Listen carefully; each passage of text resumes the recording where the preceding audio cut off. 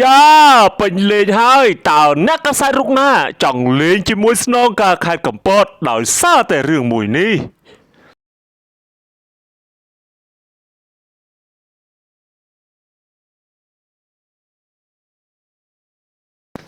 ប្រិយមិត្តទាំងអស់គ្នាជាទីគោរពលោកឧត្តមសេនីយ៍តូម៉ៅច័ន្ទមធរិទ្ធគឺជាស្នងការនគរបាលខេត្តកំពត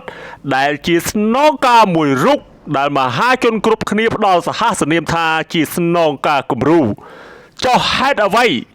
បានជាអ្នកកាសែតមួយរូបបែរជាចង់លេងជាមួយនឹងស្នងការនេះទៅវិញថាតើអ្នកកាសែតរូបណាដែលចង់លេងជាមួយនឹងស្នងការខេត្តកំពតកាលពីពេលថ្មីកន្លងទៅនេះគឺឃើញមានទំព័រ Facebook មួយបានធ្វើការបង្ហោះសារដែលមានខ្លឹមសារថាព័ត៌មានបឋមថ្ងៃទី4ខែមិនិនាឆ្នាំ2026តើវាយ៉ាងម៉េចបានជាផ្នែកអត្តសញ្ញាណប័ណ្ណមិនអាចធ្វើជូនគាត់បានមានទាំងឯកសារចាស់និងអត្តសញ្ញាណប័ណ្ណហើយគ្រាន់តែផុតសុពលភាពហើយថតថ្មីបន្តមិនបានតើមានអ្វីជាអាចកំបាំងបញ្ហាផ្ទាល់ខ្លួនឬដើម្បីផលប្រយោជន៍ផ្ទាល់ខ្លួន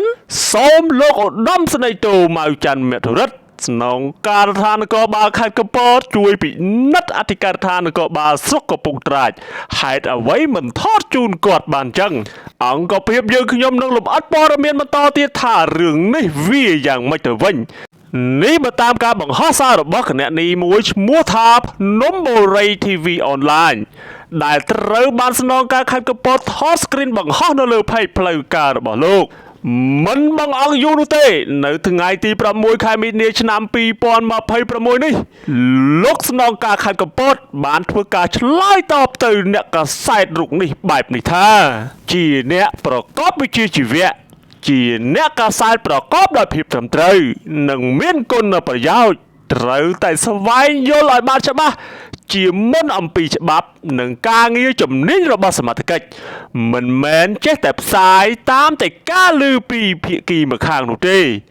ករណីដែលលោកផ្សាយនោះអ្នកទៅធ្វើអត្តសញ្ញាណប័ណ្ណបានស្នើសុំជំពាក់សម្បត្តិកំណើត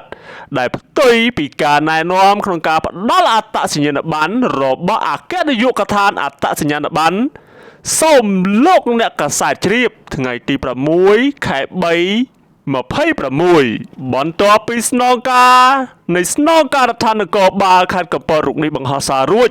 មហាជននៅក្នុងបណ្ដាញសង្គម Facebook បានផ្ទុះការបញ្ចេញមតិប្រងព្រាតពាក់ព័ន្ធនឹងករណីនេះក្នុងនោះមានគណនីមួយឈ្មោះបងហេងបានខមមិនបែបនេះថាអត្តសញ្ញាណប័ណ្ណផុតសុពលភាព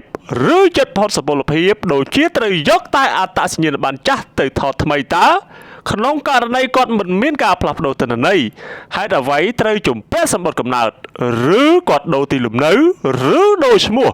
ឬដូរអ្វីមួយសូមបញ្ជាក់ផង